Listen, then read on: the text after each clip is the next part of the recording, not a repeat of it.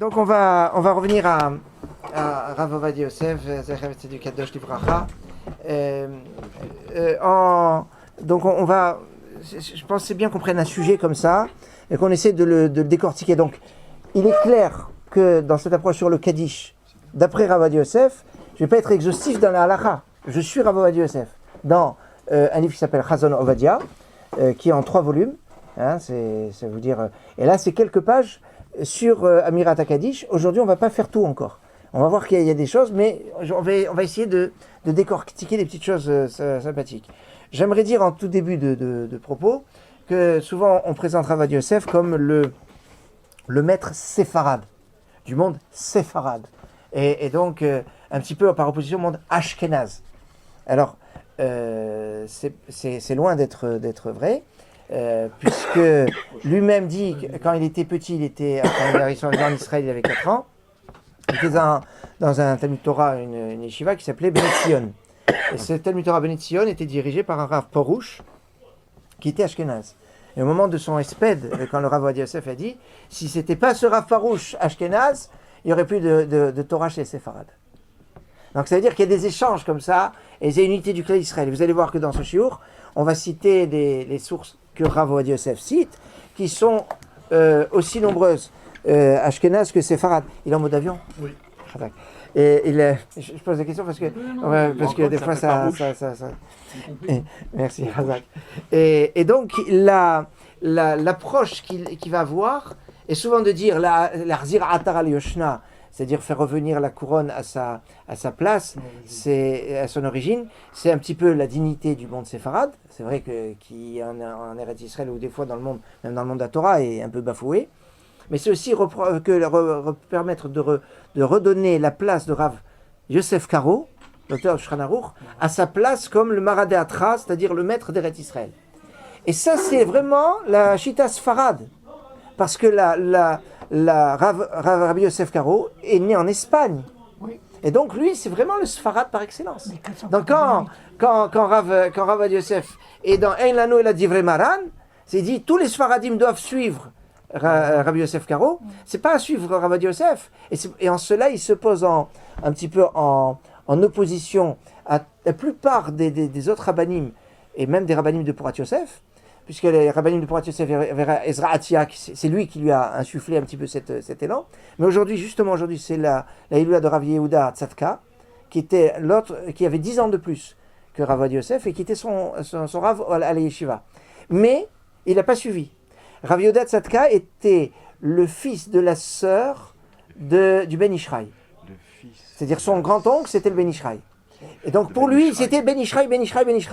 Rav Ovadia Yosef ne va pas du tout accepter cette vision, alors que Rav Ben Zion Abba Shaul et Rav Mordechai Eliyahu, eux, ils vont avoir la position. Et j'ai vu rapporter que dans le Yabia Omer, à un moment, Rav Ovadia Yosef, il explique, il dit, nous, je ne suis pas l'avis de Rav Ben Zion Abba Shaul, qui a une tradition de rabbanim parce que son père avait étudié avec le Ben Ishraï, et ils ont un lien avec le Ben Ishraï.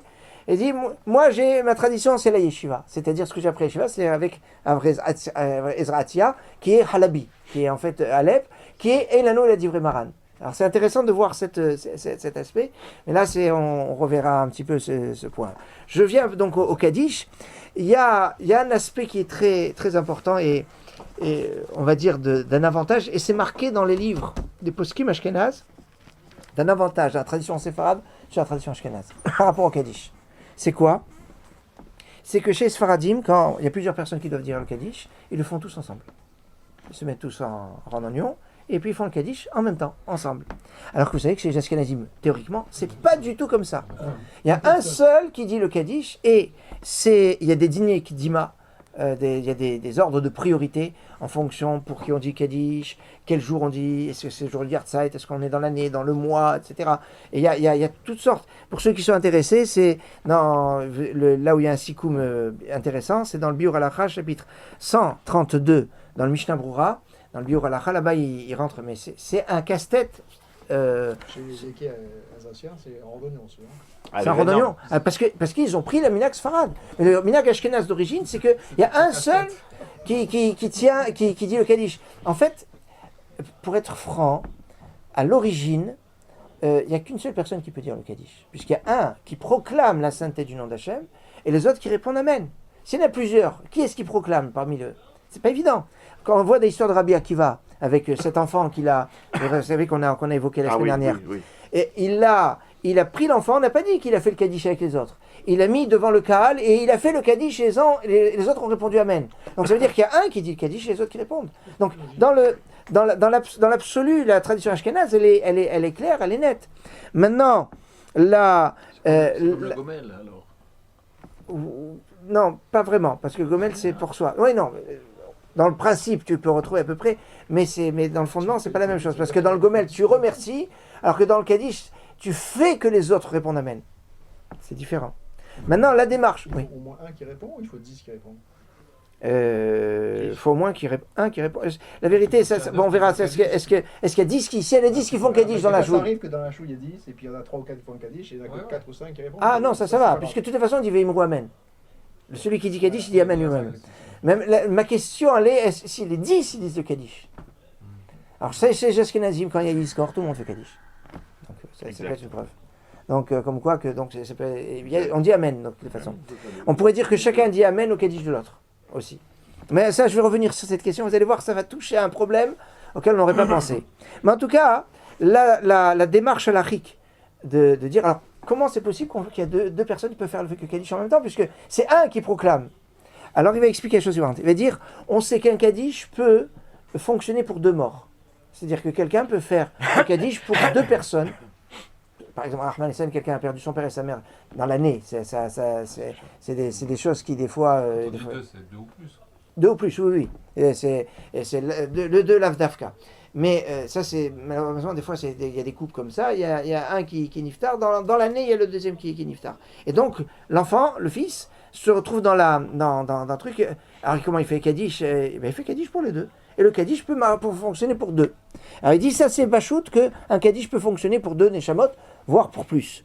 Maintenant, il va dire, si maintenant une personne peut faire un Kaddish pour 2 Neshamot, Mali, si une personne fait Kaddish pour 2 Neshamot, ou 2 personnes qui font le Kaddish pour 2 Neshamot. Donc ça veut dire que 2 personnes pourraient dire le Kaddish en même temps. C'est un petit peu la démarche qui va dire. Et va dire, et si on fait comme ça, Vatishkot Haaretz, la terre va être tranquille, et il ne va pas avoir des histoires. Parce que la vérité, quand il y a des problèmes de savoir qui doit faire, c'est parce qu'il y en a qui veulent faire le Kaddish, absolument. Quand il y a des problèmes de priorité, celui à Yertzeit, attends, ça fait 3 jours que je n'ai pas fait Kaddish. Des disputes, etc. Alors dans le Baal, le Yeshno Halim va dire, il est bon de rappeler aux familles, aux personnes, que les mérites et les mitzvot qu'un fils fait après la ptira de son père fonctionnent et donnent plus de srout à son père, plus qu'un Kaddish. Parce que le Kaddish, regardez ce qu'il dit le Yeshno Halim, il dit le Kaddish a été institué pour les enfants.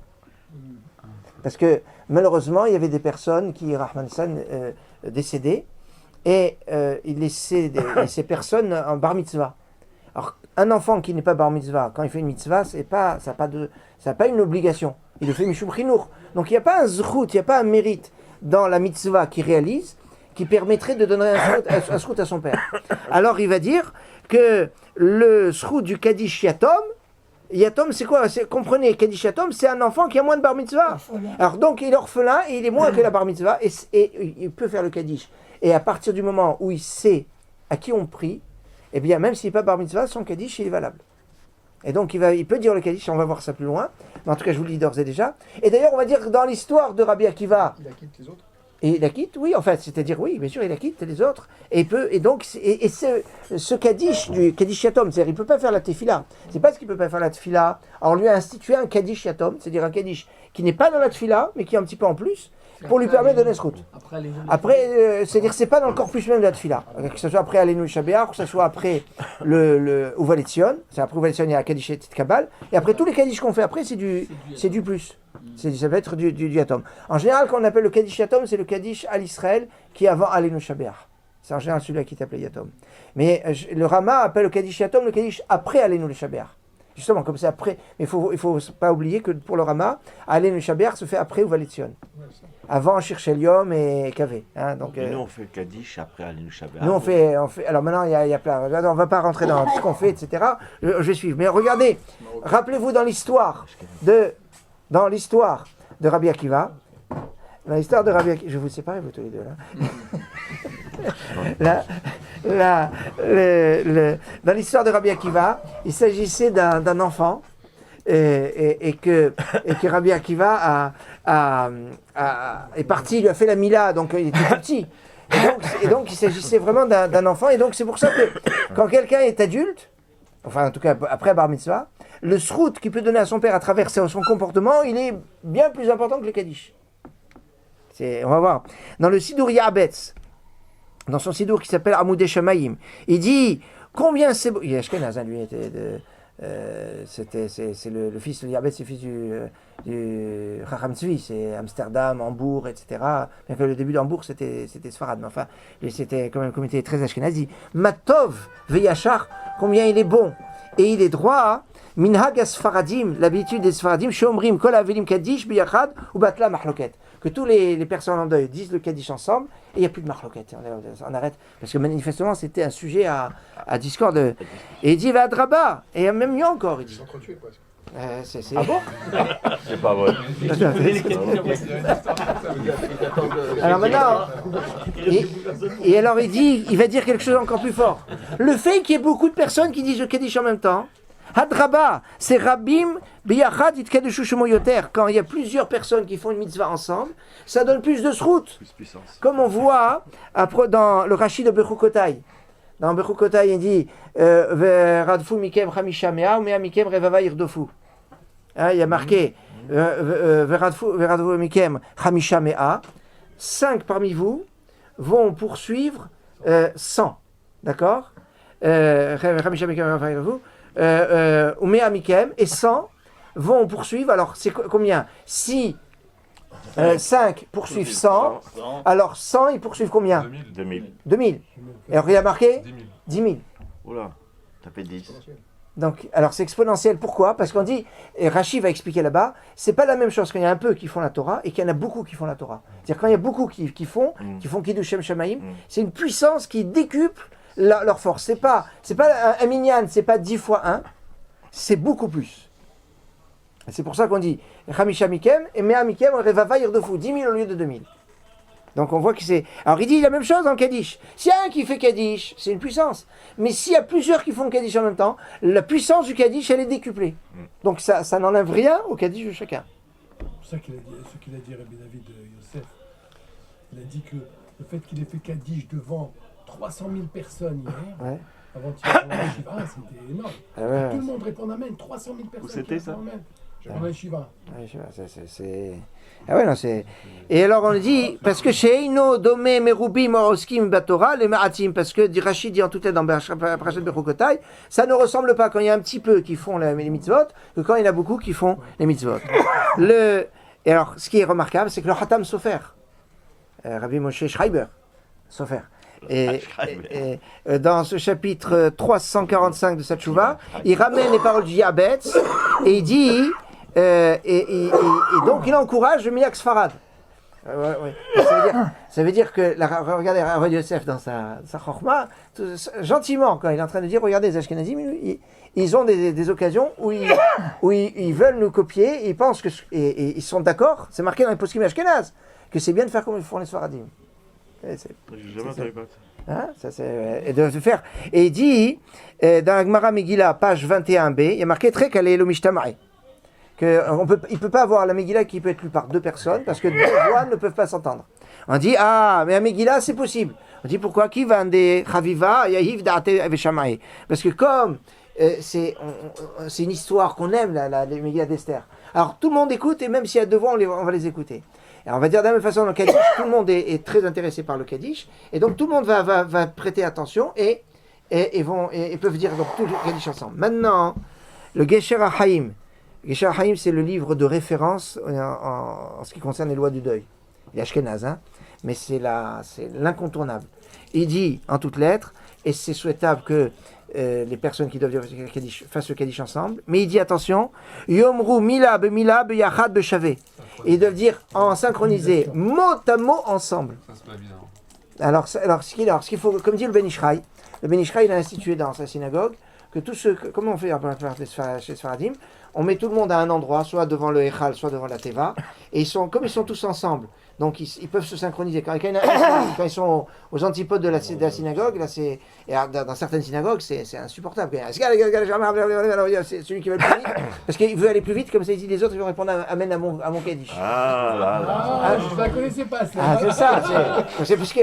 Parce que quand vous entendez vous entendez Rabbah ici, vous répondez. Alors théoriquement, il faut se focaliser sur un. Vous ne répondez pas à tout le monde à la fois. Vous focalisez sur un et vous le suivez. Alors il y en a, il se dit, moi je vais être le premier, comme ça, le maximum vont répondre à c'est malin. Mais ça, c'est des très mauvais calculs, hein, il faut surtout pas... C'est malin. Et la chose, et le Gesher HaChaim Ashkenaz, il dit, Mila Bemila, c'est pour ça, il faut vraiment que ça soit mot à mot, et tout le monde ensemble. Soit synchro. Si un Ashkenaz et un Séfarade, il faut que l'Ashkenaz s'arrête un peu pour pouvoir laisser. Oui, parce qu'il Alors, il y a des phrases en plus dans le Kaddish Sfarad. Viatzmar pour Kenevikar Meshechet. Voilà. Hayim Vesaba, Abishua, Benechamam, Shazaba. Là, l'Ashkenaz s'arrête. Ouais. En général, moi, quand dans ma synagogue, vous savez, j'ai un public mixte. Et donc, quand j'ai les Ashkenazim. Les Ashkenazim qui disent pas Viatzmar pour Kené, j'en fais stop. Et alors, quand j'en fais stop, les Sfaradim disent non, mais il y a Tzmar pour Kené. On s'arrête. Quel, ils s'attendent les deux. Alors, quand tu veux Yatzmar, alors le Ashkenazi dit je continue ou pas? Alors dis-moi pourquoi il s'arrête, il s'arrête par rapport à l'autre. Non, parce qu'il y a des phrases en plus. Il y a des phrases en plus que les Ashkenaz. Une phrase en plus, ça c'est pas le sujet maintenant. Maintenant, donc c'était le sujet sur le fait qu'il y ait plusieurs qui fassent le Kaddish ensemble. Alors maintenant, j'aborde une question. Alors là, je vous préviens, ça va décoller, et puis ça va... Attachez vos ceintures. Ça donc d'abord, je vous dis la halakha, le résumé. Et après, je rentre dans le... Donc le principe, c'est qu'on fait le Kaddish pour ses parents pendant 11 mois. Au bout de 11 mois, on s'arrête une semaine. Et après, on reprend jusqu'au 12e mois. L'interruption... Alors, quand on fait... À 11 mois, on fait une askara, mais l'askara principale, c'est au bout des 12 mois. Mais on peut faire une askara, donc au bout de 11 mois. Maintenant, on s'arrête juste une semaine, et il précède. Hein? Ici, une semaine. Ici, il dit une semaine. Attendez. Il dit une semaine. On a dit, on suit Rav Yosef. D'accord. Donc, il a dit, on s'arrête une semaine. Et après, je vais rentrer dans les détails. Là, pour l'instant, pour que vous ayez les choses claires, parce que des fois, on rentre dans les détails, après, on dit, mais finalement, c'est quoi? Donc, comme ça, vous avez déjà la halakha claire. Donc, on s'arrête une semaine. Il dit maintenant, quand on s'arrête cette semaine-là, c'est pas aucun Kaddish. On peut faire certains Kaddish. Le Kaddish à Israël après une étude. Pas le Kaddish à Israël de la Tfila. Kaddish à Israël d'une étude et Kaddish Yeshlama après du Teilim. Autrement dit, des Kaddish qui ne sont pas du corpus même de la Tefila. Maintenant, la vérité, ces Kaddish-là qu'on fait après une étude ou après le Teilim, on peut les faire tout le temps. C'est-à-dire même après 12 mois, c'est possible. Et mieux encore, il dit mitzvah, c'est une mitzvah de le faire, parce que ça permet à la neshama de monter encore. Alors on va pas le faire... Même quand il n'y a qu'un seul parent qui dit ça. A priori, alors on va voir quand il y a un seul parent, ça va être tout un sujet après.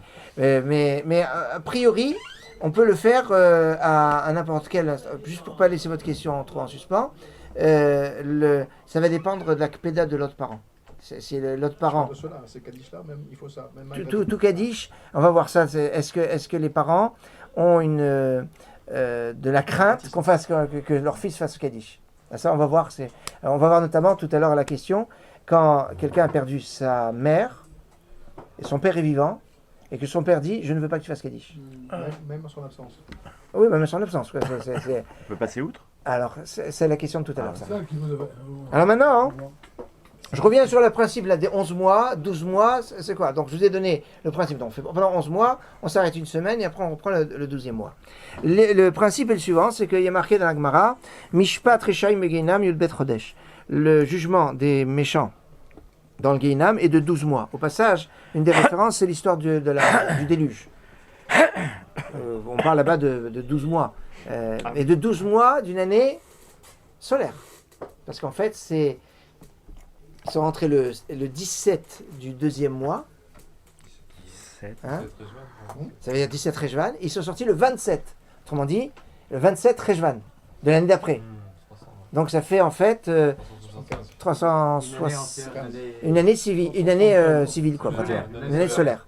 Donc il y a quelque chose qui est remarquable.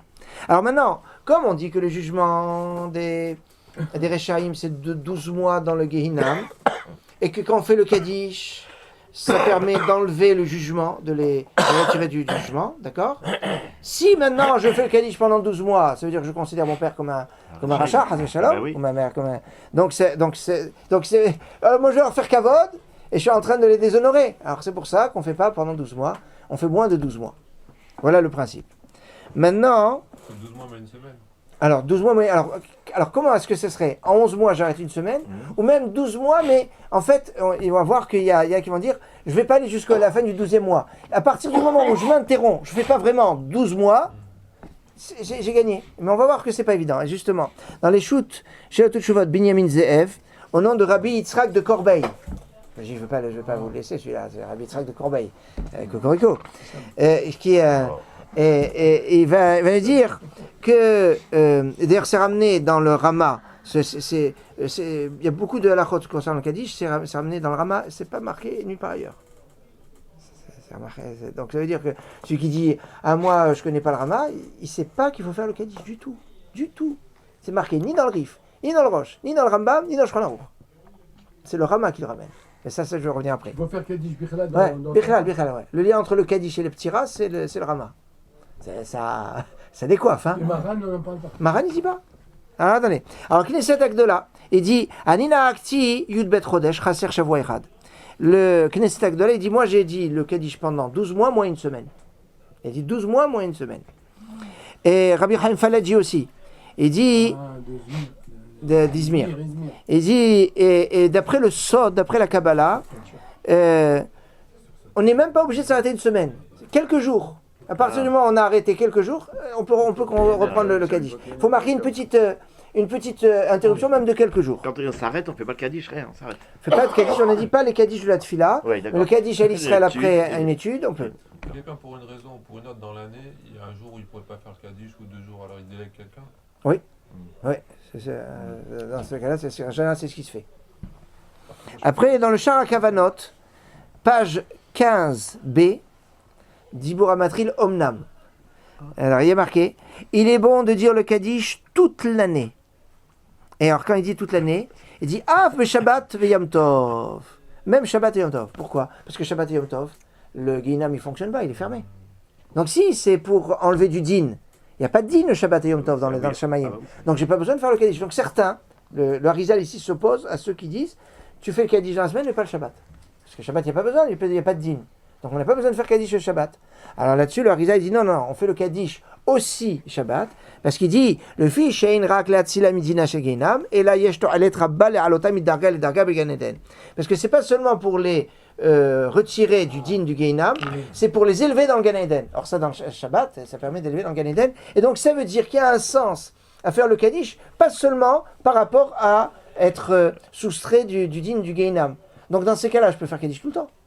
Ah bah oui. Je ne suis pas limité à 12 mois. Il faut juste pour un jour, quoi, au moins un Kaddish. Oui, c'est-à-dire au moins un Kaddish, même dans l'absolu, je peux faire Kaddish tout le temps, même pendant des années, puisque à chaque fois ça fait monter. Donc c'est du bénéfice net. Rav, il y a un minag, il y a un minag tunisien, je peux le dire bien, je ne peux pas vous le dire. Le vendredi soir, ils font pas le Kaddish. Non, c'est pas ça. C'est le Kaddish d'après Misban les David, qui ne se fait pas par les Yetomim, il n'y a que chez l'Artibourg. Mais le Kaddish après, nous, ils ne font pas de toutes les façons les Tunisiens. Mais c'est pas qu'ils ne font pas le Kaddish, parce que Kaddish après Bamem Malikin, ils font. Oui.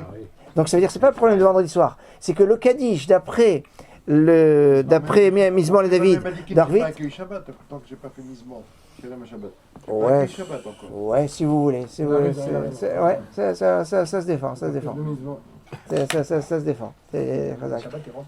mais le lendemain, il faut Kaddish quand même. Il n'a pas accepté. Comment il n'a pas accepté?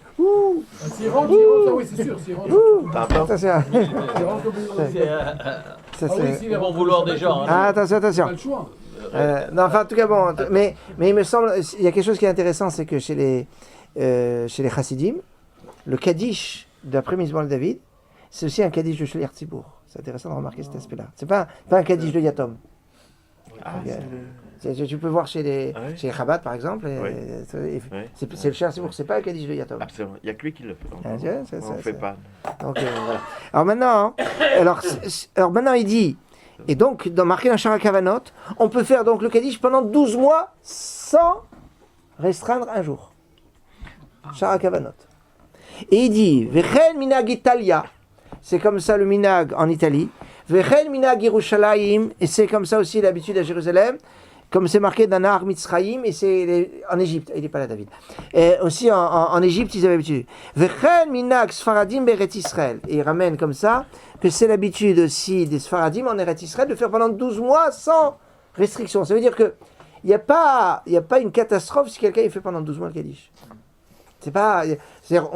la vérité, moi je vous dis franchement, pour moi ça a été une révélation, parce que toujours penser, attention, on ne dépasse pas les 11 mois, hein, parce que si tu dis un jour de plus, les 11 mois, alors si on considère c'est pas encore le Shaim, et on considère toujours dans la veloute un petit peu du jour comme toute la journée, un petit peu du mois comme tout le mois. Donc si je commence le 12e mois, c'est comme si j'avais fait le 12e mois, oui, Chaz Shalom, c'est considéré ses parents comme Rechaim, c'est une catastrophe.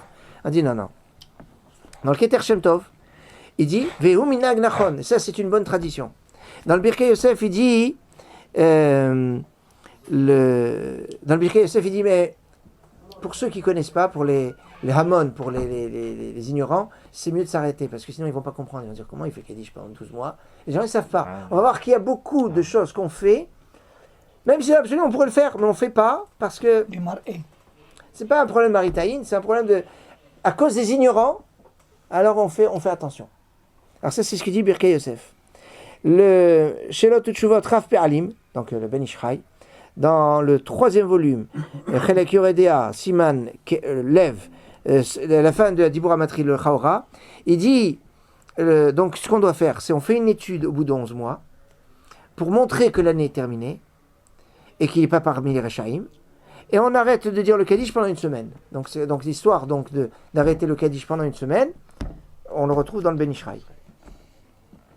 Dans Netivei Am, il dit c'est comme ça aujourd'hui l'habitude à Yerushalayim, c'est en fait de s'arrêter une semaine. Donc le minag que je conseille, c'est vrai qu'il y en a qui arrêtent 3 semaines. Et ils reprennent la dernière semaine. Donc ça c'est en général souvent ce qu'on retrouve. Mais là c'est en général c'est ce qu'on retrouve souvent. Il me semble que c'est plus la tradition du Maroc. Et alors qu'en Tunisie ils arrêtent une semaine et ils reprennent. Et je crois qu'en Constantinois ils arrêtent seulement une semaine. Et après ils reprennent. Et après 12 mois. Ouais, c'est pas grave. Et après 12 mois. Après 12 mois, il n'y a plus d'obligation de Kaddish. Maintenant, on pourrait faire le Kaddish de temps en temps. On pourrait de temps en temps faire le Kaddish. Si le défunt il a besoin, comme le dit le passé, de 12 mois, quand on fait ça, on ampute le défunt, on l'ampute de quelque chose. Déjà Je prends un truc. Ah, d'accord. Oui, prends, te laisse pas abattre. Hein. Si le défunt il a besoin de 12 mois complets, alors oui, on va voir, je vais voir dans la suite. Si le défunt il a demandé qu'on fasse 12 mois, on fait 12 mois. Et on s'arrête 8 jours après. On s'arrête pas, tu fais 12 mois, tu fais 12 mois.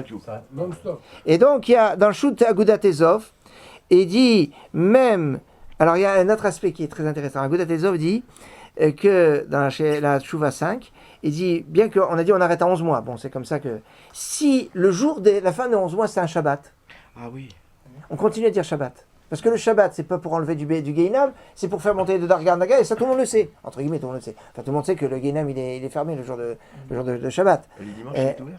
Ouais, oulala. Et donc... En France, c'est fermé. Non, c'est... En France, c'est fermé.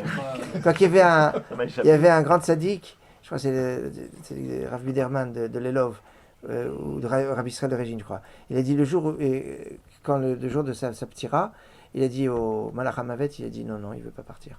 Alors Malach HaMavet, il dit attends, mais il a dit il est prêt à partir qu'à condition que le Geinam s'arrête le jour de sa ptira et tous ces jours de Yartzeit. C'est-à-dire à chaque fois que son anniversaire, eh bien que le Geinam ne fonctionne pas ce jour-là. Et il est niftar un jour qui ne tombe jamais un Shabbat. Vous savez, il y a des jours qui ne tombent jamais Shabbat. Donc par exemple le 10 Tevet, ça ne peut jamais tomber un Shabbat. Il y a des jours comme ça. Et il est niftar un jour qui ne peut jamais tomber Shabbat. C'est beau. Quand quelqu'un dit Niftar Shabbat, il rentre jamais au Guinam ou... Non, le jour, quelqu'un il niftar Shabbat, il y a une yann, il y a un spécial, hein, quelqu'un que. Mais de toute façon, quand il niftar, il reste encore là pour le temps de l'enterrement. Oui. Donc il n'y a pas de. Tu parles de vendredi ou C'est le jour du décès quand même. Mais on m'a dit qu'il y a la ptira le Shabbat, il y a le vendredi aussi. Non, le vendredi c'est l'enterrement. Oui. L'enterrement le vendredi et épargne des choses. Enfin, bon, maintenant il ne faut pas faire exprès d'enterrer le vendredi. C'est quand ça arrive. De mourir un vendredi. Vendredi. C'est mieux de vivre, mais si on doit mourir, maintenant, tous les jours on peut trouver, mais le Shabbat c'est spécial. C'est mieux le Shabbat. Ouais, Shabbat, bon. Je prends note. Quand tu avais 3 Tammuz. Ouais, c'était un dimanche. C'était un dimanche. Ouais. Il était d'Iftar, paraît-il. Le 2, il a dit non pas encore aujourd'hui, demain. Oui, il a demandé. Il a demandé aux anges. Ouais, non, mais comme ça. Il était Niftar samedi. Ouais, exactement. C'était le 2. Il a demandé le 3. Mais ça, c'est un peu caché parce qu'on dit à propos de David, Améler. On a dit que David, il savait qu'il devait être Niftar Shabbat. Il a été distrait. Et il l'a dit, il veut pas, parce que Shabbat, c'est embêtant, mais le mort, il est mouktsé, etc. Alors il a dit, donne-moi un jour de plus. Et Hachem a dit, non, parce que une malchoute, quand c'est la fin, la malchoute de Shlomo Améler, elle doit commencer. Quand elle doit commencer, toi, tu peux pas prendre un jour à Shlomo. Et ok, je lui donne un jour en plus. Donc, moi, vendredi. Et il y a qui tov yom ha'chatzera mais aleph. C'est ça le pasouk. Je préfère un jour de ton étude de Torah plutôt que 1000 korbanot de Shlomo Améler. Donc je peux pas t'enlever un jour. Et donc c'est final, il est fier finalement Shabbat. David Améler. Donc bon, peut-être Rabbi Levy, j'avais une autre. Il a fait une autre négociation. Il devait connaître ce midrash. Il a dit. Bon. Négocie toujours. Alors maintenant. Donc on a dit quand ça finit le 11 mois, le jour du Shabbat, on peut le jour du Shabbat encore rajouter un jour. Bah oui. Puisque ça fait monter de Darga les Darga. Maintenant, dans le Shoot Bet Ayotzer, la Tchouva 45, le Ktav Sofer a dû pour son père, le Khatam Sofer, qui était un tzaddik, je vous dis pas, et il a fait Kaddish pour son père 12 mois. Et il s'est pas arrêté à la fin du 11e mois. Alors, certains disent peut-être que son père lui a ordonné de faire 12 mois. Donc, c'est peut-être pas forcément une preuve quand on voit quelqu'un qui fait de se dire c'est valable pour tout le monde. Dans les Shelot Teshuvot Tzvi Tzadik, il dit en toutes lettres, Teshuva 33, si le père a ordonné de faire le Kaddish pendant 12 mois, alors on doit l'écouter sans sourciller. C'est un père a dit voilà, un père ou une mère, ils ont dit il veut le Kaddish pendant 12 mois, il n'y a pas de dire ah non mais. Parce qu'il veut, il dit qu'il a besoin. Parce qu'il dit, au cas où. Si c'est Guéina pendant 12 mois, on ne sait jamais. C'est-à-dire, le fils, il ne peut pas conseiller à son père. Mais lui, il peut dire, je peux en avoir besoin. Ou alors, il peut dire, moi, je veux montrer mes Darga et les Darga C'est pour tout le monde. Alors, dans ce cas, pour tout le monde, oui, il n'y a rien à mais à cause de ceux qui vont dire, oh là là, c'est quoi cette histoire? Est-ce que... Et son père est rachat, puisqu'on a une source comme ça. Donc, il y a des gens qui ne savent pas trop. Et alors, à cause de ça, c'est... Mais c'est vrai que tout le monde pourrait faire 12 mois. Il va savoir s'il a fait 12 mois, 11 mois, il est Qu'est-ce qu'il y a un kidouche, il y a une Souda. Ouais, il va se rappeler quand est-ce qu'il a fait tout ça. En fait, on va tous au Gaïna. Non, il a dit on ira tous au paradis. Alors on passe, on doit passer, mais éventuellement, ça dépend en combien de temps on reste. Ah, c'est le temps qui limite. C'est des limites. Maintenant, c'est bien pendant qu'on passe dans le Gaïnam, si on récite des Mishnayot, ça protège. C'est pour ça qu'il y a comme ça des rabbanim, ils éteignent la lumière de chez eux le soir, et puis ils récitent des Mishnayot dans le noir, comme ça, pour s'entraîner. Ça protège de quoi? La chaleur est la même, tout est la même. Quoi? Guinam, c'est une autre fois. Alors, et maintenant il ramène, même après 12 mois, mitzvah rabbah, c'est une grande mitzvah, de dire Kaddish pour monter de Darga en Darga, de degré en degré. Et on nous dit, alors attention, regardez ce qui est marqué là, c'est qu'il dit que par le fait qu'on prie encore pour eux, alors les médecins, les niftarim, ils prient pour nous en retour. Vous savez que pendant la première année, ils ne peuvent pas prier pour nous, parce qu'ils sont en jugement. Donc quand le jugement est terminé, alors là, c'est eux qui renvoient les tfilotes. Et quand ils renvoient les tfilotes, c'est quelque chose d'important. Il est marqué dans le Zohar. Zohar, Shemot, page 16b. Si ce n'était la tfila des morts dans le Olam Haemet pour nous, le monde ne pourrait pas tenir une demi-journée. C'est-à-dire, ce monde tient grâce aux tfilotes que les Niftarim font dans le Gan Eden. Pour nous. Donc, ça se fait que nous, on renvoie la sens là. Transcendance, c'est gigantesque. Tous les gens qui sont passés dans le monde. Il n'y a pas une contradiction avec le fait que là-haut, ils ne peuvent pas faire de mitzvot alors qu'ils prient. Oui, mais est-ce que prier c'est une mitzvah ou pas? Ça, c'est une grande discussion. C'est Marloquet, Rambam, là... Je crois pas que c'est une mitzvah. Moi, je pense que c'est le seul moyen. Si David croit pas que c'est... Je dis ce que je ressens. Ouais, non, j'ai l'impression que c'est le seul moyen qu'on peut parler à Hachem. Ouais, c'est ça. Non? Tu as raison. Si, tu as raison. Non, je me moque pas. Ah bon? Bah oui, j'aime pas tonton. Tonton. Non, enfin, on peut... Je sais pas, moi. Il peut avoir tefila, je vais vous dire. S'il y a bien un domaine où il peut avoir un domaine mitzvah et un domaine non mitzvah, c'est la tefila. Puisque, là, même si je dis, prier c'est une mitzvah, c'est la Hamida. Une fois que j'ai fini la Hamida, c'est fini. Oui. Maintenant, on fait plein d'autres prières. On fait des prières dans plein de choses. À peine on a fini la Hamida, on rajoute des prières. Elokai, les solutions numérales, tout ça, c'est des rajouts. Donc, et ça, c'est des rajouts qui ne sont pas la mitzvah. Donc, on voit que c'est quand on fait une prière, quelle que soit, il n'y a pas un appui que la Mida. Pourquoi on fait le reste? Peut-être, mais s'il y a un appui, ça ne veut pas dire forcément que c'est une mitzvah et que les Niftarim sont dispensés de ça. En tout cas, le Zohar dit que le monde tient grâce à cette filote et que le monde ne tiendrait pas une demi-journée sans leur filote. De qui? Les Niftarim dans le... Niftarim là-haut. Qui prie pour nous. Ah maintenant, la notion de temps là-haut et ici, c'est pas nécessairement la même. Une demi-journée de là-haut. Non, seulement on dit si. Non, c'est eux ils prient pour nous. Donc, mais quand on dit qu'on reste un an dans le Guinam, c'est vraiment un an de ce. Un an d'ici. Ça veut dire quelque chose par rapport à là-haut. Là-haut, c'est une éternité. Ouais, c'est ça, c'est une éternité ou c'est rien du tout. Oui, c'est plutôt une éternité quoi. Et pour nous, pour nous ça correspond à 12 mois. Mais là-haut, chaque seconde, elle est interminable. 12 mois sur l'éternité, c'est rien. Non, mais tout est relatif, comme dirait Einstein. Non, c'est vrai, regarde, quand vous attendez, vous êtes en train de faire quelque chose qui vous plaît. Le temps passe à une vitesse phénoménale. Quelque chose qui vous barbe, c'est interminable. Donc, toujours tout est relatif. Donc dans le Guéhinam, c'est infini. Maintenant, il y en a, j'ai vu qu'il y en a qui après 12 mois, ils continuent encore. Parce qu'il y a des trucs, il y a des fois des dossiers très lourds. Il y a des fois des dossiers très lourds où après même 20 ans, 30 ans ou plusieurs centaines d'années, il y a encore des choses à... Non, mais 20 ans, 30 ans, c'est les anniversaires du décès, non? Non, mais il y en a qui ont encore 30 ans et 20 ans, ils ont encore des choses à faire. Ouais. Et le fait de refaire pour les Ilulot de chaque... C'est bien. Ouais. Alors maintenant, je vais aborder une question... On ne faisait pas tout ça. Hein. On faisait un an et c'est tout. Hein. Non, c'est pas mal. Mais là, on est dans Rabbi Yosef. Alors maintenant...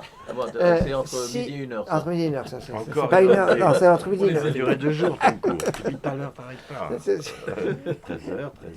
Alors maintenant, je vais aborder... Donc on a... donc maintenant, je pense qu'on a clair le principe des 11 mois, 12 mois. Donc, pour se résumer... On fait 11 mois, mais presque, on fait 11 mois pour ne pas choquer.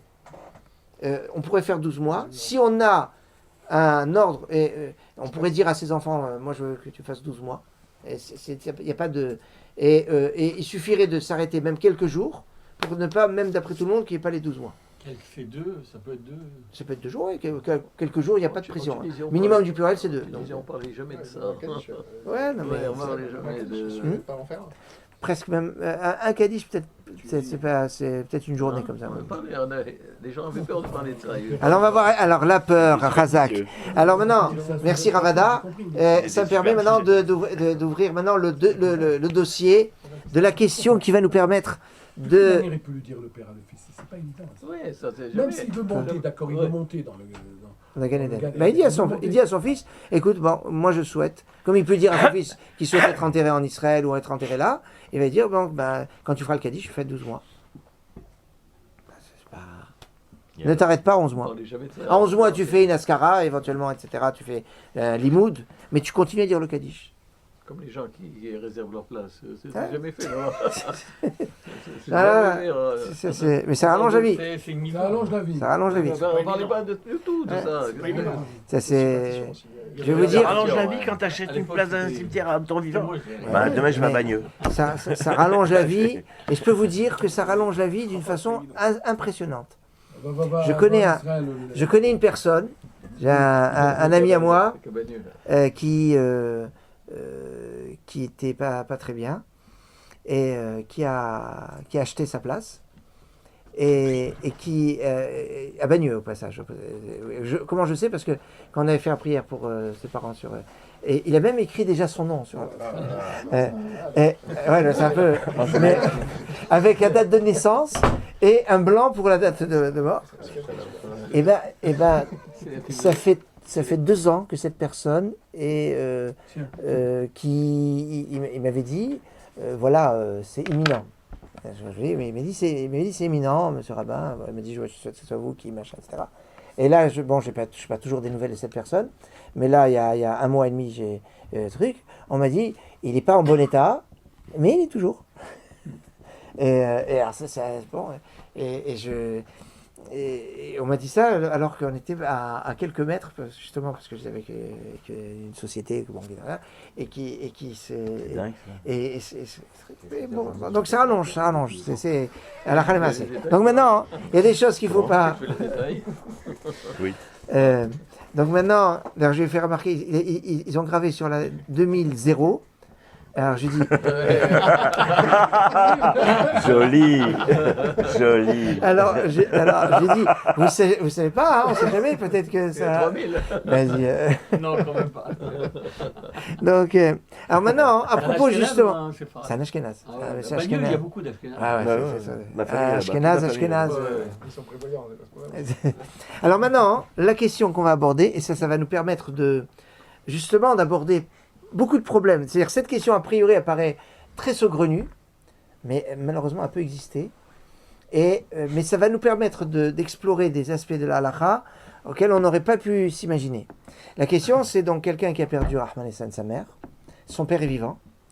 Et son père lui dit qu'il a peur que son fils fasse le Kaddish pour sa mère, parce qu'il a peur pour sa vie, et qui lui dit qu'il ne veut pas qu'il fasse le Kaddish pour sa mère.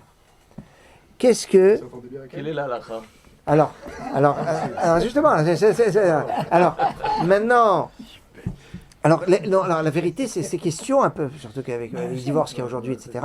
C'est une question qui est des fois, je vous dis franchement, c'est une question qui s'est présentée à moi plusieurs fois, plusieurs fois, pas tellement de fois, mais ça s'est présenté déjà suffisamment de fois, pas qu'une fois, où les parents étaient divorcés et le père avec un truc un petit peu plus, c'est que l'histoire, c'est que la mère, elle était partie en cacahuète, et que le père s'était occupé de son fils, et que bon, il avait galéré, etc. Et puis il s'est occupé depuis tout petit. Il a perdu sa mère, et donc il s'est posé la question de faire Kaddish pour sa mère, qu'il connaissait à peine. Et le père qui a dit, tu feras pas Kaddish pour elle. Seul fils. Et seul fils, ouais. Et alors la question, est-ce que... Alors... Il était parmi eux, ouais, non, c'est une histoire... C'est une histoire... je connaissais parce que j'avais fait son mariage, le fils. Donc, vous voyez, alors, qu'est-ce qu'il a fait, le fils, alors maintenant, regardez... Il a appelé le consistoire. La vérité, on va voir que... Pardon ? Par délégation, c'est aussi bien. Alors, par délégation, est-ce qu'il peut... Par délégation, c'est pas aussi bien. Mais par délégation, c'est sûr que ce sera possible. Maintenant, si c'est pas par délégation, est-ce que c'est possible? Alors, le principe est qu'a priori, quand il y a un conflit entre Kavod Av et Kivud M, le Kavod Av est prioritaire, prime sur le Kivud M. Pourquoi? Parce qu'on dit, même la mère se doit d'avoir du respect pour son mari. Donc, celui qui prime sur les deux Kavod, c'est le père. Maintenant... Pardon? Dans tous les cas, quand c'est attendez, justement. Je te vois venir. Alors maintenant, est-ce que c'est dû au fait que, parce que la mère est vivante, elle doit aussi du respect à son mari? S'ils sont mariés. Ouais, bien sûr. Alors que ça veut dire que s'ils sont divorcés, donc elle ne doit plus le kavod de son mari, et donc dans ces cas-là, les deux vont être au même degré. Et ça voudrait dire peut-être que la mort, ça coupe le lien entre un mari et une femme comme un divorce, puisque une personne, à partir du moment où elle est veuve ou veuve, eh bien, il peut se remarier. Donc ça coupe les liens du mariage, quelque part. On va voir, est-ce que c'est vraiment... Là pour l'instant, j'ouvre les sujets. Donc, et si ça a coupé, donc c'est considéré comme divorcé. Et si c'est considéré comme divorcé, donc il n'a pas de raison d'écouter son père par rapport au respect de sa mère. Puisque c'est considéré comme s'ils étaient divorcés. Donc, et s'ils sont divorcés, donc il pourrait passer outre. Il pourrait. Alors, dans le psak de Halacha, Rav Ovadia va dire non. A priori, Kavod Av prime. Et on va voir pourquoi. Maintenant, il va dire... Si on peut influencer le père, lui faire comprendre qu'il n'y a pas de raison qu'il ne fasse pas le Kaddish, on va voir pourquoi il ne veut pas qu'il fasse le Kaddish. Oui, pourquoi est-ce que c'est parce que... Non, attendez, c'est moi qui... Est-ce que c'est parce que il a peur? Parce qu'il dit, si son fils il fait Kaddish, Al-Tiftar Pel Asatad, ça veut dire... Ce serait un peu la superstition. Et dans ce cas-là, ce serait mauvais. Est-ce que c'est ça? Ou est-ce que c'est en fait parce qu'il se dit non, il n'aimait pas sa mère, enfin parce qu'ils sont divorcés, etc. Et c'est une sorte de vengeance. Et donc c'est pas la même approche du tout. Pas du tout la même chose. Est-ce que c'est par une vengeance parce qu'il se dit non, c'était une crapule et je veux pas que tu fasses ce Kaddish pour elle, parce que moi j'avais des problèmes avec elle. Ou c'est parce que non, je suis pas contre, mais attends, mais ça vaut quelque chose, pardon? Ça vaut quelque chose, ce sentiment-là. Alors, si c'est ce sentiment de vengeance... Non, je pense que l'autre. Alors, attendez, si c'est un sentiment de vengeance, c'est sûr que ça tient beaucoup moins bien que celui de peur. Celui de peur, là, c'est la vérité, on va prendre en considération, et ça je vais le développer après, c'est que entre un kavod d'un vivant et un kavod d'un mort, le kavod du vivant prime sur le kavod du mort. Pourquoi? Parce qu'il est vivant. Fais attention à lui. Le mort, bon, tu fais ce que tu peux, mais il ne faut pas que ça soit au prix du kavod du vivant. Et donc, si le vivant... il va s'angoisser à chaque fois qu'il entend son fils dire le Kaddish. Il va se dire, est-ce que ça ne va pas entraîner qu'il fasse le Kaddish pour lui? Alors il y a une souffrance du père qu'on doit prendre en considération. Souffrance qui n'est pas justifiée. Mais est-ce qu'une souffrance qui n'est pas justifiée on ne la considère pas? C'est pas évident. Même si une souffrance qui n'est pas justifiée, on la prend en considération. C'est une souffrance aussi pour le fils qui ne fait pas Kaddish pour sa mère. C'est pas la même chose. Parce que la souffrance du fils qui ne fait pas Kaddish pour sa mère, c'est une souffrance qui ne fait pas Kavod. Il n'a pas peur de quelque chose. Alors que le père, sa souffrance, la souffrance du père, elle peut être d'avoir peur pour sa vie. Avoir peur pour sa vie, c'est quelque chose. Sur quoi ça? Peur sur sa vie. Alors on va voir ça. Là pour l'instant, je suis en train de. Maintenant. Un peu à ce qui se passe pour le Discord aussi. Ceux qui veulent rester, ceux qui ne veulent pas rester. Non, Discord. Alors chez les Ashkenazim, le Discord, ça c'est un. L'histoire elle est très simple. C'est qu'à partir du moment où quelqu'un a perdu un de ses parents, il reste au Discord. S'il a ses deux parents, il sort. Pourquoi? Les raisons elles sont toutes simples. C'est parce que dans le Yiskor, théoriquement, c'est pas seulement le Chazan qui fait, c'est que chacun dit Ashkaba. Or, si quelqu'un a ses parents, il n'a pas de raison de faire Yiskor. Donc il va se trouver au milieu des autres, qui font chacun en disant, et lui il n'a rien à dire. Donc il va attendre, il va regarder. Les autres vont dire, tiens, lui il ne fait pas partie du club. Donc il y aurait un problème de Ainara, un problème de dire qu'est-ce qu'il fait là. C'est pour ça qu'on les fait sortir. Mais à partir du moment où quelqu'un a perdu un de ses deux parents, son père ou sa mère ou les deux, alors il reste au Yiskor. Oui, Nissim. Et quand tu dis chacun, c'est une personne qui fait pour tout le monde et tu donnes les noms. Non. Le Yiskor, c'est chacun. Il dit Yiskor Elohim, Nefesh, etc. Et notamment de son père et de sa mère. C'est ce que je fais. Non, chacun, oui. Non, théoriquement, c'est ça Yiskor. Alors après, il y a, parce que, mais ça c'est plus. Les grands-mères, alors après, il y a le Shaliach Tzibour qui fait. Alors logiquement, moi ce que j'ai vu, c'est que le Shaliach Tzibour, théoriquement, il fait pour ceux qui n'ont personne qui rappelle leur mémoire. Pas pour ceux qui sont là. Ceux qui sont là, ça y est, on leur rappelle la mémoire. Non, ceux des autres années. Ceux dans l'année, on ne les rappelle pas Yiskor. Parce que le Kaddish, pour les déporter. Ah, c'est la question. Voilà, c'est le sujet maintenant. C'est le sujet. Pour les déporter, enfin, moi je fais. C'est ça. En général, la logique, ce serait de faire que le Shaliach Tzibour fasse lui la Askara pour 1, les déporter, 2, les soldats qui ont peut-être personne pour rappeler leur mémoire, et 3, les personnes de la communauté qui n'ont pas d'enfants ou qui n'ont pas de parents qui vont rappeler leur mémoire. Maintenant, rappeler comme ce qu'il fait à Kippour dans la plupart des synagogues et qui prend 1h30 un bouquin où il y a 350 000 noms. C'est ça la vérité. Bon, mais le problème c'est que ça fait venir les gens à la synagogue Et les gens, ils attendent, ils veulent entendre le nom. Et je vous dis pas, c'est une avoda, ça. C'est un pilier. On peut pas l'enlever. On peut pas l'enlever. Et la vérité, là, je vous ai parlé de la tradition ashkénaze. Mais la tradition séfarade, il n'y a pas Yiscor chacun. La tradition séfarade, c'est le Hazan qui fait l'ashkaba pour les. Et c'est pas du self-service. C'est la minhag ashkénaze, c'est le self-service. Non, c'est le rabbanim de Tunis. Voilà, toutes les rabbanim de. Il y a un paquet, mais que le soir. C'est le soir de Kol Nidre. Voilà. Alors que les Sfaradim font le soir. Les Ashkenazim, ils font le matin avant Moussaf. Voilà, c'est ça.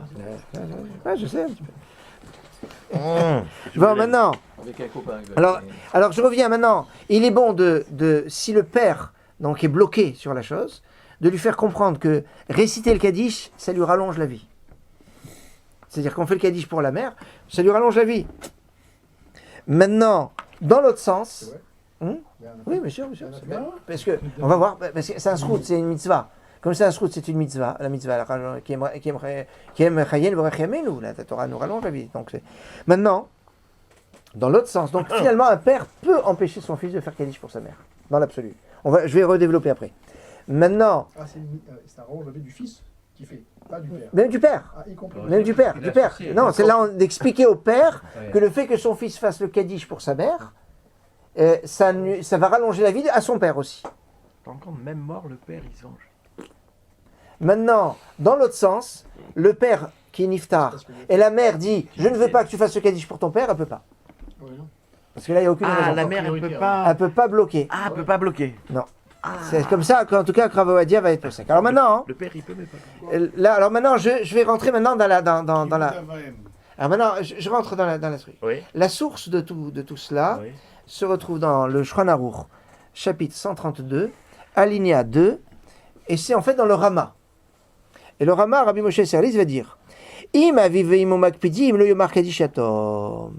Si son père ou sa mère sont makpidim, ils ont peur, ils sont makpidim, alors on ne fait pas le kaddish yatom. C'est-à-dire le kaddish yatom, kaddish donc des orphelins, dit des orphelins, ne peut se faire que si les parents ne sont pas makpidim. Si les parents disent non, attends, je ne veux pas que tu fasses le kaddish. Hein. Alors bon, alors il y a une distinction dans laquelle je ne vais pas rentrer maintenant, mais juste je l'évoque, c'est est-ce que il faut leur demander pour s'assurer qu'ils ne sont pas makpidim, ou alors, dans l'absolu, je pense qu'ils ne sont pas makpidim, à moins qu'ils me disent « je suis makpid ». Vous voyez, c'est deux démarches, je vous avais dit que c'est un peu une démarche, une sfarade et une ashkenaz, mais enfin, en tout cas, il y a cela qui peut exister. Alors maintenant, le Rama va dire, c'est le Rama qui dit, on a l'habitude de faire le Kaddish pour sa mère, même si le père est encore vivant.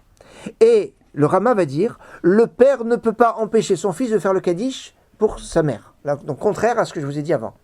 Et ça c'est ce qu'il dit le Rama. Pourquoi donc dans les deux sens, l'un ne peut pas empêcher l'autre. C'est ça, oui, puisque finalement la mère en a vu que c'est comme ça, et donc c'est valable aussi pour le père. Sur quoi le Rama se base? Il se base sur la Gemara dans Kiddushin, page 31a, qui nous dit Kiboud av kodem le kiboudem. L'honneur du père est avant l'honneur de la mère. Alors on dit pourquoi? Mechaim sha'ata v'imecha chayavim birvod avicha aval achar mitam mavet yafrid benehem kenit garsha ou shneem shavim. Donc du vivant, toi et ta mère, tu dois le respect à ton père parce qu'il est vivant. Mais à partir du moment où elle est niftera, elle est morte, donc elle a plus à faire le kavod à ton père. Donc maintenant, c'est que la mort les a séparés comme si ils étaient divorcés. Et donc maintenant, leur kavod devient équivalent. Et comme ils sont équivalents, donc un ne peut pas empêcher le kavod de l'autre. Et donc il pourra faire le kaddish pour sa mère. C'est marqué aussi comme ça dans le Sheilot Teshuvot de Rabbi Akiva Iger et dans le Tashbetz, Alger. Et le Tashbetz va dire plus loin, il va dire même si le père il est makpid, il dit non, moi j'ai peur, je veux pas que tu fasses le kaddish, le fils il fait quand même le kaddish. Comme ça il dit le Tashbetz. En présence du père. Mais en présence du ou père. Pas. Y compris en présence du père ou pas. Il n'a pas dit, mais certainement. Mais on ne s'est pas précisé, donc je veux pas, je veux pas dire ce que j'ai pas vu. Maintenant, le Beth Yosef dit, le Beth Yosef dit,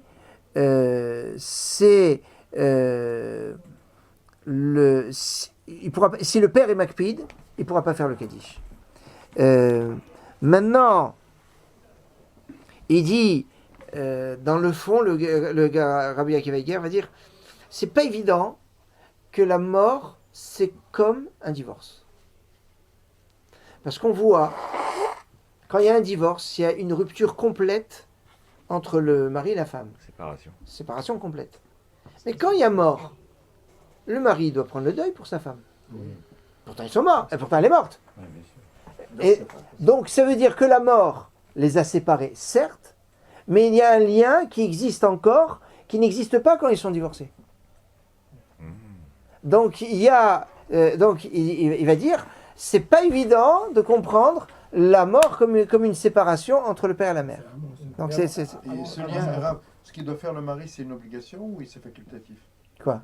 Vis-à-vis de sa femme. Pendant un mois, oui.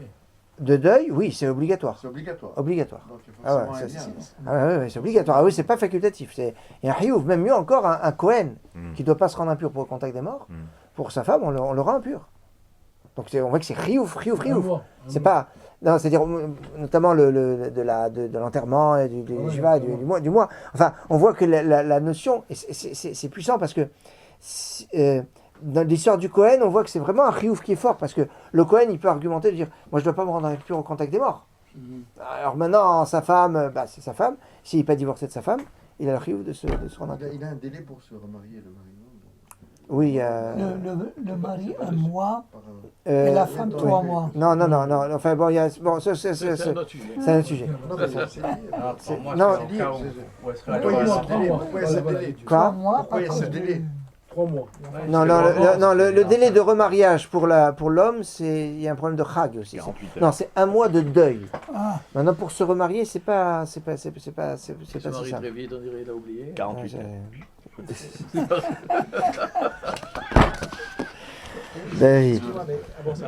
Le père qui empêche le fils de faire le kaddish pour sa mère, c'est pas une avéra d'empêcher quelqu'un de faire une mitzvah? Je vais vous citer le Yam Shel Shlomo, le Rav Shlomo Luria, qui va dire que le père, il est ouvert la mitzvah de Ve'afta l'iracha kamocha. Tu aimeras ton prochain comme toi-même. Lui, il aimerait bien qu'on fasse le kaddish pour lui. Et quoi, il empêche le kaddish pour quelqu'un d'autre? C'est une avéra terrible. Le grec là-dessus, ça se finit après. Oui, mais c'est pas parce qu'il fait une avéra que ça. On ne doit pas laisser quelqu'un faire une avéra. Ah, on doit pas laisser faire. Mais attention, c'est une avéra, c'est dans un sens d'annulation du mitzvah assez. Il n'est pas ouvert à lave. C'est différent. Mais attendez, je vais replacer. Donc, si le père est makpid, regardez, le Yam Shel Shlomo va réfléchir à la chose suivante. Il va dire, si le père est makpid, comme il est vivant, c'est le principe que je vous ai dit tout à l'heure. Le vivant prime sur le mort. Et donc, la sensibilité du vivant doit être prise en considération. C'est pour ça que, a priori, on serait tenté de dire il faut écouter le père pour qu'il ne fasse pas le kaddish. Et le Yam Shel Shlomo, il enchaîne, il dit Veli nire shein ishmoalo. Il dit mais moi, il me semble qu'il ne faut pas l'écouter. Il dit pourquoi? Parce qu'on a l'habitude de dire le kaddish. Et ça, c'est un droit que la mère a pour son achatrouar et pour, comme tous ceux qui résident dans la terre, pour tous ceux qui sont niftarim, de pouvoir profiter d'un kaddish. Et lui, il est en train d'enlever ça. Et là, il rajoute, en plus, ça, il est ouvert sur la mitzvah de Ve'afta l'iracha kamocha. Donc, c'est pour ça, Asur lishmoalo. Le Yam Shel Shlomo, le Rav Shlomo Luria, dit c'est interdit d'écouter le père. Parce que c'est aller contre la situation qui est. Je comprends pas. Maintenant. Je comprends pas ces questions. À partir du moment où quelqu'un veut faire une mitzvah, le père il veut pas. Alors, il n'a pas le droit. Alors, Meidar, d'un autre côté, si le père il fait partie de ce qu'on appelle Aninedat, c'est-à-dire quelqu'un qui il est faible comme type, il a un esprit faible, il est comme ça. T'as des gens qui sont comme ça, des gens qui sont intelligents, des gens qui sont un peu moins intelligents, ou qui sont, ils ont peur de tout, ils ont peur des choses. Le type, il va avoir une souffrance, il voit son fils faire le kaddish, et il est en train de se voir lui dans la tombe. On peut avoir quelqu'un, c'est faux comme idée, mais dans la conscience, on va dire populaire, ça peut, à chaque fois qu'il voit le Kaddish, il voit son fils en train de faire le Kaddish, il est en train de se figurer son fils au cimetière et lui dans la tombe. Ah ben tu peux pas faire l'économie d'un truc comme ça. Attends, tu peux pas faire l'économie d'une souffrance de quelqu'un qui est en train de se voir, sans se voir enterrer à chaque fois que son fils il fait le Kaddish. Je suis un Chinois, je fais Shabbat et ça me... Non, c'est pas la même chose. Non, mais c'est pas pareil. Alors voilà, alors non, c'est pas pareil. Alors voilà, justement, on arrive au cœur de la question. Il va dire, parce que si maintenant il y a un tsahar, et alors, il faut maintenant qu'on prenne en considération, c'est quoi l'obligation du Kaddish? Est-ce que c'est une obligation ou est-ce que c'est un minhag? Ouais, est-ce que c'est minhag? Ouais. Alors là, je vous ramène Eshelot Utshuvot du Mahar Shag. Ça va de quand Ça se perd dans la nuit des temps. On a une histoire avec Rabbi Akiva, on avait dit la semaine dernière, avec Rabbi Akiva. Mais maintenant, quand ça c'est... Pardon? Il y a des traces avant la Mishnah? Mais même, c'est même pas dans Mishnah, c'est un Midrash qu'on avait vu, qui a été cité par l'Or Zaroua. Il n'y a aucune Gemara, aucun Midrash qui parle de ça. C'est un Midrash qui est ramené par l'Or Zaroua. Je me rappelle la semaine dernière, de Rabbi Yitzhak de Vienne. Et d'une source qui... Alors dans les Masertot Ketanot, je crois, dans Smachot, il y a une trace de cette histoire. Mais pas avec les détails, on avait lu la semaine dernière avec les détails. Vous avez sur le site pour les détails. À partir d'un petit midrash, tout seul, isolé comme ça, on en a fait un truc de base. Un truc de base. Et c'est là où le Maharshag va dire, mais Karadin, il n'y a rien. Il n'y a rien. Le Maharshag de Rav Shimon Greenfeld, c'est le Maharshag, va dans le premier volume, tome 1, partie Yoredea, chapitre 27, il dit, mais Karadin, il n'y a aucune obligation. Le fait de faire le Kaddish ne figure ni dans le Rif, ni dans le Roche, qui ont ramené comme quoi il y a des lois du Kaddish. Ils parlent des lois du Kaddish, mais du Sha'ar Tzibour, ils ne parlent pas de l'obligation du Kaddish pour quelqu'un qui est en deuil. Alors c'est marqué dans le Midrash, mais c'est marqué dans le Midrash. Maintenant, il n'a pas cité le Zohar. Il dit, mais maintenant, Ein le Medin, halacha midivra agada. On parle de chiyuv là, attention. On parle de l'obligation de faire Kaddish. Je ne sais pas si dans le Zohar il y a de l'obligation. On parle de l'importance du Kaddish. Mais je ne sais pas si on parle de l'obligation. Attention, obligation, c'est les chayav. Non, obligation. Non, et marquant, maintenant il y a marqué Ein le Medin halacha midivra agada. On n'apprend pas une halacha de divra agada. Quand il y a un midrash, on n'apprend pas la halacha d'un midrash. Sinon, vous savez qu'on met Paris en bouteille. Pardon. Sinon, c'est que le grand débat qui existe quand on est au cimetière. J'ouvre une petite parenthèse, mais qui est liée à ça. On est au cimetière, il n'y a pas minyan. Ah oui, j'ai compris. On ne peut pas faire Kaddish. Oui, mais dans tout le cimetière. Ce qu'on entend souvent, c'est que dans tout le cimetière, il y a un minyan. J'entends ça. Eh ben, dans tout Paris, il y a minyan. Hein. Ouais, c'est vrai, t'as raison. Il faut qu'il puisse répondre. Ouais. Donc l'argumentation dit Rav Ovadia dans Yahave Da'at, il dit l'argumentation c'est pas ça. L'argumentation elle est que... Pardon? Non, c'est pas ça. L'argumentation c'est que... Ouais, c'est un petit peu comme ça, mais c'est qu'on va compter les morts. Hein? Alors la minyan, il y a toujours minyan là. Il répond pas. Alors, mais ils sont là. Enfin, alors maintenant, attendez. Comment on peut compter les morts? Alors le Rav Ovadia, il ramène donc d'après l'histoire de Rabbi Yehuda, je crois que c'est Rabbi Yehuda Nassi, qui revenait chaque Shabbat faire le kiddush à sa femme après sa mort. Sauf que pour rendre quitte sa femme, il faut que lui-même il puisse rendre quitte sa femme. Donc, comment il rend quitte sa femme? Il est niftar. Il n'a pas de mitzvah. Il n'y a plus de mitzvah, il n'y a plus de chiyuv. Ah, lui, il revenait de là-haut. Il revenait de là-haut et il rend quitte sa femme. Comment il fait kiddush à sa femme? Donc, tu vois ici, de cette histoire, dit de certains, que tu vois de cette histoire qu'un niftar, même s'il est niftar, il peut rendre quitte quelqu'un, donc il compte encore. Donc, s'il compte, il peut compter dans le minyan. Ah, c'est pour ça qu'il compte les morts. On a pris à deux. Quoi? Alors, non, mais qui je compte avec nous? Ceux qui sont. Mais ça, c'est des stars qui étaient là avant? Non, il n'y a rien, il n'y a plus rien là. Alors maintenant, on ramène une autre histoire. On raconte, vous connaissez, c'est l'histoire de la synagogue à Hebron, la synagogue de Beth Avraham. Vous la connaissez? Non. C'est quoi? C'est la yeshiva dans la yeshiva. À Hebron. Hebron. À Hebron. Il y a la yeshiva de Hebron. Il y a 3 milliards de choses à dire. À Hebron, il y a une synagogue qui a une tradition, on l'appelle la synagogue d'Abraham, parce qu'ils étaient un jour de Kippour, ils étaient 9. Et veille de Kippour, ils allaient commencer, ils étaient 9. Pas personne à l'horizon. Et puis alors d'un seul coup, il y a quelqu'un avec une grande barbe blanche qui arrive, et qui arrive à la synagogue.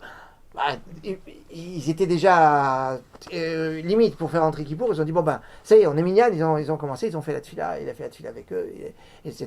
Ils ont fait toute la tefila, et quand ils ont fini Kippour, tout le monde s'est tourné vers lui pour l'inviter, parce qu'ils ont dit il était plus là. Et le Rav, il était très perturbé, il s'est dit comment c'est, et il est revenu en rêve, et il a dit c'était Avraham Avinu qui est venu compléter minyan. Alors cette histoire, tu vois que le mort il peut compléter. Alors là, l'argumentaire de Ravadia, il dit ouais mais là-bas on l'a vu. Tout le monde n'est pas vrai.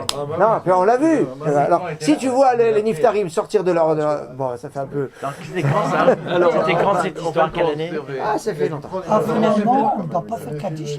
Donc Alakha les Maaseh, alors regardez, Alakha les Maaseh, on ne fait pas Kaddish au cimetière s'il n'y a pas de minyan. Mais maintenant, attendez, pourquoi on ne fait pas? Parce que les Médines dit Midivra Agada, on n'apprend pas de la Agada, la Halakha. Or là, tu es en train de me dire que le Kaddish, on le fait pourquoi? Parce que tu dis Agada. Donc si tu apprends le Kaddish du Agada, tu pourras faire Kaddish n'importe quand. Ah non, ah bah oui, oh là là, tu joues. Donc c'est pour ça. Moi je me souviens, ça fait 40 ans de ça, quand j'ai perdu mon père, je me souviens qu'on avait posé la question à un certain moment, quel est le plus important qu'on pourrait faire pour un défunt? Ouais. Alors, on a commencé à dire, bon, un Sefer Torah, éventuellement construire une synagogue, rien. Il a dit le plus important, c'est le Kaddish. Donc il avait dit, je me souviens, ça nous avait marqué. C'est importance capitale. Mais là, vous allez voir, on va voir que c'est bon. Là, c'est l'imoud à Torah. Alors attendez, la vérité, bon, il y a des choses. C'est important. Non. Bon, alors, attendez, on continue. On continue la chose. Dis donc maintenant, il est bon quand même de rappeler donc l'obligation de Kaddish, c'est-à-dire du Kaddish pour un iftar, c'est marqué nulle part dans la Gemara. Même le Rambam, il a donné toutes les obligations de la tefila, etc. Et il n'a pas rapporté le djinn qu'un Havel, il fait le Kaddish pour son père, pour sa mère. Et même dans le Midrash qu'on cite de Rabbi Akiva, il n'y a pas marqué que c'est un chiyuv. Il y a marqué que Rabbi Akiva, il a fait ça pour quelqu'un qui était niftar. Mais ça ne veut pas dire que c'est une obligation pour tout le monde. Et en plus, il a dit que c'était un chesed. En plus, ça, c'était un chesed complet, puisque là, l'histoire, vous vous rappelez, c'était quelqu'un qui percevait les impôts, etc. Ah, oui. Et même le Mahaber dans le Shulchan Aruch, maintenant on arrive jusqu'au Shulchan Aruch, il a marqué nulle part dans le Shulchan Aruch. Celui qui a mentionné l'obligation, en se basant sur Midrash, c'est le Rama. Et maintenant, alors on me dit quoi, c'est que ça, mais du fait que ça s'est maintenant institué de génération en génération, donc si c'est marqué dans le Rama, c'est 1500. Ah, c'est ça. Voilà. Avant, c'est pas évident. Il n'y avait pas de Kaddish avant. Non. Dans le découpage, la tefila, schéma, etc. Avant le Rama, on ne mettait pas de Kaddish. Non. Kaddish, non. Et là, on est en train de parler de Kaddish de Yatom. Ah, c'est tout. C'est tout. Le Kaddish, non, ça on connaît bien avant. Je vous avais dit l'année dernière, dans un shiur, que l'origine du Kaddish, j'avais vu que c'était après la destruction du premier temple. Après la destruction. Parce que c'est ça, le nom de Dieu avait été le texte, la base. Donc c'était même avant les Anshe Knesset Agdola. Maintenant, ça c'est ce que je vous dis là, c'est pas absolu, parce qu'il y a beaucoup de discussions là-dessus. Maintenant, c'est très dur de dire que c'est avant Knesset Agdola, mais c'est en tout cas celle qui me convient le plus. J'ai institué le Kaddish pour passer d'un monde à un monde, à Tzilut et tout. Oui, mais le Kaddish était avant eux. Je suis en train de vous dire que le Kaddish était avant eux. C'est ça. Maintenant, d'après Sfarim, le Kaddish, c'est ce qui permet de passer de monde en monde, et Anshe Knesset Agdola, ils ont utilisé le Kaddish dans ce sens-là. Mais pas forcément l'Eilui Nishmat. Alors maintenant, ce qu'on retrouve l'Eilui Nishmat, c'est de faire des mitzvot, notamment de diriger la tefila. C'est ça. Or, dans la tefila, il y a des Kaddishim. Maintenant, quelqu'un qui ne peut pas diriger la tefila, alors il fera au moins le Kaddish. C'est une partie qui... C'est, on va dire, un pis-aller pour ceux qui ne peuvent pas diriger l'office. Et c'est pour ça que, à la base, ça a été, on va dire, institué pour les enfants. C'est-à-dire les enfants qui ne sont pas bar mitzvah, qui ne peuvent pas diriger l'office. C'est pour ça que pour eux, on leur a donné la possibilité de faire le Kaddish. Maintenant, il va dire, dans la mesure où c'est devenu une habitude dans toutes les communautés d'Israël, Ashkenaz comme Sepharad comme partout, que de dire le Kaddish, il va dire c'est devenu comme une mitzvah, midivrei sofrim, mitzvah d'obligation rabbinique, et celui qui ne le ferait pas, ce serait comme un manque de respect vis-à-vis de ses parents. Et donc, alors, manque de respect, attention, là on tombe dans un issur de Horaïta, puisque mitzvah de Kibud Avaim c'est de Horaïta. Y compris après, puisqu'on avait vu dans Gemara Kiddushin que mitzvah de l'ekabed bechayav ou bemoto, du vivant et de la mort. Alors là, donc après la mort, et on a vu dans de Rav Eliyahu Régular que quand le respect après la mort, hein, c'était comme ça. Dans Gemara Kiddushin, mechabedo bechayav ou mechabedo bemoto, il honore de son vivant, il honore de sa mort. Alors c'est comment après sa mort? C'est après avec le Kaddish. Et donc ça veut dire que, on avait vu que, je le redis parce que là c'est important de le redire juste à ce moment-là, il semblerait donc que la récitation du Kaddish, parce que c'est une expression du kavod que l'on va exprimer pour ses parents, ça va être ke'ein, un petit peu comme mitzvah tassé de Raïta. Un commandement positif de la Torah, si ça rentre dans le cas de Kibud Avaim. Donc là, on tombe sur du très lourd.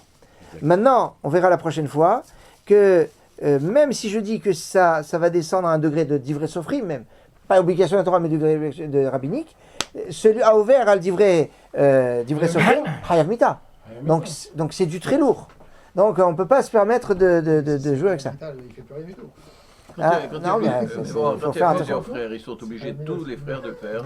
Alors, ça c'est... Alors, la vérité, pour cette question du Ravada, je vais vous dire que ça dépend des traditions. On ne connaît pas la question. La question, est-ce que s'il y a plusieurs frères, est-ce qu'ils disent tous le Kaddish ensemble ou il y a un seul qui dit Kaddish? Alors, la vérité... Non, il a tranché. Il tranche. Dafka, il y a des Sfaradim qui ne veulent pas que tous les fils fassent Kaddish. À cause de Haïna, voilà. Ça m'énerve cette superstition. Non, alors attendez. À 3 minutes, attends. À 3 minutes de la fin, je ne peux pas épuiser le sujet du Haïnara. En sachant que 99% des personnes meurent à cause du Haïnara. C'est marqué. Donc maintenant, le principe va être le suivant. S'ils sont dans la même... Alors, attends, ton problème, je vais répondre. C'est pas un problème, c'est un problème d'un copain. Alors, écoute. Première chose, c'est quoi la tradition de la famille? C'est un problème de tradition de famille. Il y a des familles qui n'acceptent pas que tous les frères fassent le Kaddish.